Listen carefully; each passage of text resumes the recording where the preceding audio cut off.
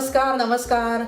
Nina's cooking कनेक्शनमध्ये तुमच्या सगळ्यांचं खूप मनापासून स्वागत. आज मी तुमच्यासाठी असा पदार्थ घेऊन आली आहे की ती आहे पुरणाची पोळी. पण मी जर तुम्हाला सांगितलं की ही पुरणाच्या पोळीतली एक प्रोसेस, जी मधली प्रोसेस आहे ती आपण स्किप करायची, तुम्ही माझ्यावर विश्वास ठेवाल का? तर खरंच आपण तसं करणार आहोत. आणि पुरणपोळी करताना जे पुरण वाटणं, ही प्रक्रिया खूप कंटाळवाणी आणि किचकट पण असते. ते गरम गरम वाटावं लागतं आणि वाटायला तसा वेळही लागतो. आणि मी जर तुम्हाला सांगितलं की आपण हे पुरण वाटणारच नाही आहोत तर तुमचा विश्वास बसेल का? पण हो, आपण ते करणार आहोत. आणि ही जी पुरणपोळी करणार आहोत ती जवळजवळ, म्हणजे तुम्हाला जर मी सांगितलं नाही की ही पुरणपोळी वेगळ्या डाळीची आहे तर तुम्हाला खाणाऱ्याला ती कळणारही नाही. इतकं जे फायनल प्रॉडक्ट आपलं तयार होईल पुरणाची पोळी, ती जवळजवळ हरभऱ्याच्या डाळीच्या पुरणाच्या अगदी जवळ जाते. तर आता मी सांगते त्याचं पुढचं महत्त्व.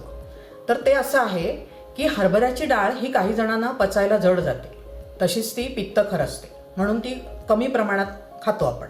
पण हीच जर पुरणाची पोळी मी मुगाच्या डाळीची केली तर मुगाची डाळ ही पचायला हलकी आणि तेवढीच रुचकर लागते. प्रोटीन तर सगळ्या दोन्हीमध्ये आहेच तेवढंच, त्याचा काही प्रश्न नाही आहे. आणि आपली वाटण्याची प्रक्रियाच पूर्ण रद्द होऊन जाते आणि तितकीच स्वादिष्ट लागते हरभऱ्याच्या डाळीच्या पुरणपोळी इतकी. तर आपण आता साहित्य बघूया. साहित्य ही आहे मुगाची डाळ, हा आहे गूळ. ही एक माप मुगाची डाळ घेतलेली आहे, एक वाटी, हा जो बोल आहे तो भरून मुगाची डाळ घेतली आहे. तर हा पाऊण बोल गूळ घेतला आहे मी चिरलेला. त्याच्यानंतर हे तेल आहे कणिक भिजवायला आणि ही कणिक आहे. त्याच्यानंतर ही जायफळाची पूड स्वादासाठी आहे आणि मीठ चवीपुरतं आपल्याला घालायचे. आता वळूया कृतीकडे. तर कृती करताना असं आहे की ही मुगाची डाळ त्याच्या 1.25 पट पाणी घालून आपलं नॉर्मल जसं वरण शिजवतो तशी मी ती शिजवून घेणार आहे, चांगली मऊ शिजवून घेणार आहे. आणि नंतर ती नुसती पावभाजीच्या मॅशरने किंवा इव्हन नुसत्या पळीने जरी आपण घोटून घेतली तरी ती छान बारीक होते, घोटली जाते. आणि मग त्याच्यामध्ये आपण हा गूळ घालायचा आहे. तर मी आता पहिल्यांदा कुकरमध्ये डाळ शिजवायला ठेवते. ज्या मापाने मी डाळ घेतली होती त्याच्या 1.25 पट हे पाणी घातलं आहे. आता त्याच्यात 1 थेंबर तेल डाळ शिजण्यासाठी आणि 1 चिमटीभर हळद असं घालून मी आता डाळ प्रेशर कुकरला लावते. आणि चांगलं नॉर्मल जसं आपण 1 शिट्टी येताना 10 मिनटं गॅस बारीक करून जशी डाळ शिजवतो मऊ, तशी शिजवून घ्यायची आपल्याला. आपण पोळीसाठी कणिक भिजवून घेऊया. पूर्णतः पौष्टिक बनवण्याच्या दृष्टीने मी मैदा अजिबात घेतला नाही आहे. ही कणिक आहे, तर ह्यात कणिक घालते. थोडंसं मीठ,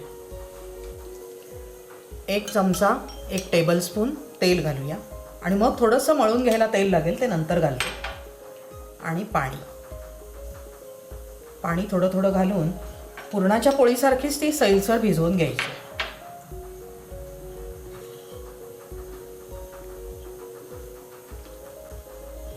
पाणी बघत बघत घालत जायचं. आता मी जरा हाताने कालवते, त्याशिवाय अंदाज येत नाही आपल्याला चमच्याने कालवून. त्याचा सॉफ्ट डो बनवायचा, जसा आपण पुरणाच्या पोळीला बनवतो तसाच. कारण पुरणाची कन्सिस्टन्सी आणि पिठाची ही सेम झाली ना तर पोळी आपल्याला छान करता येते. थोडंसं तेल घालूया त्याच्यात. हे बघितलं का, अशा प्रकारे आपण हे सॉफ्ट डो ह्याचा बनवून घेतला आहे. आता तो थोडा वेळ रेस्ट करायला ठेवू, तोपर्यंत आपलं पुरण तयार होईल. आणि मग मी तुम्हाला पुरणही करायचं दाखवते आणि नंतर पोळ्या. हे पाहिलं का, 1.25 पट पाणी घातलं मी डाळीच्या आणि 1 शिट्टी आणि 10 मिनटं गॅस बारीक करून अशी शिजवली. तर ही किती मऊसूत आणि किती घट्ट शिजली गेली आहे बघा. ही नुसती चमच्याने मी सारखी केली आहे तर छान वाटल्यासारखीच डाळ होऊन गेली आहे. बघितलं का तुम्ही?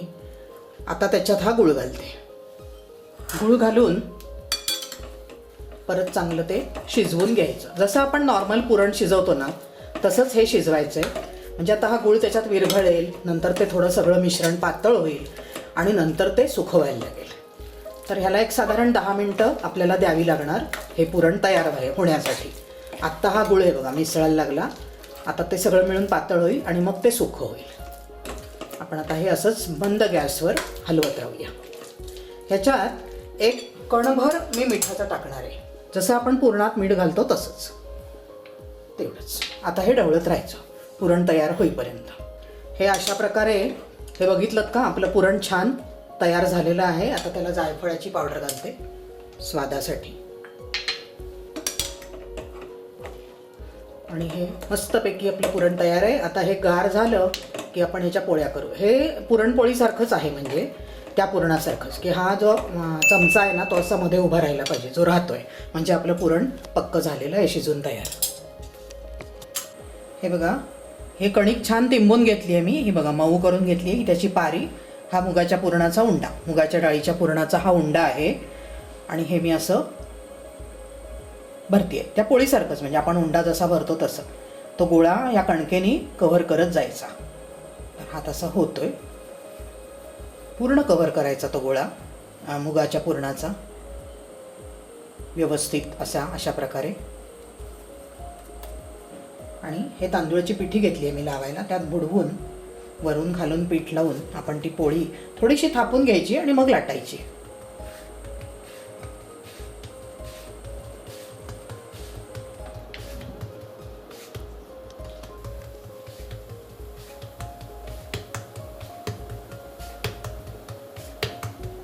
ही बघा, बऱ्यापैकी वाढवून घेतली थापूनच. आता लाटणं फिरवूया त्याच्यावर. हे बघितलं का, सुटसुटीत पद्धतीने पोळी करता येते आपल्याला.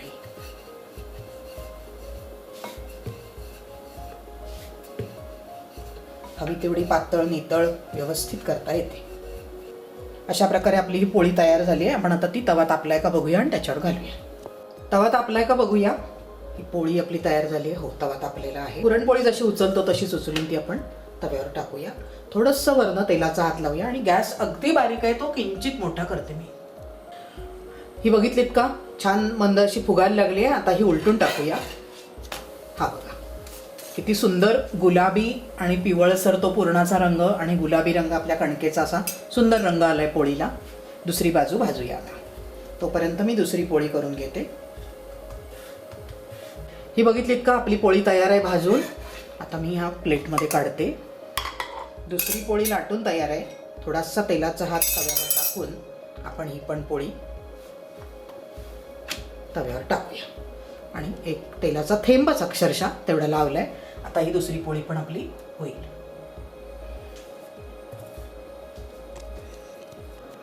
तर मंडळी, अशा प्रकारे तयार आहेत आपल्या मुगाच्या डाळीच्या पुरणाच्या पोळ्या.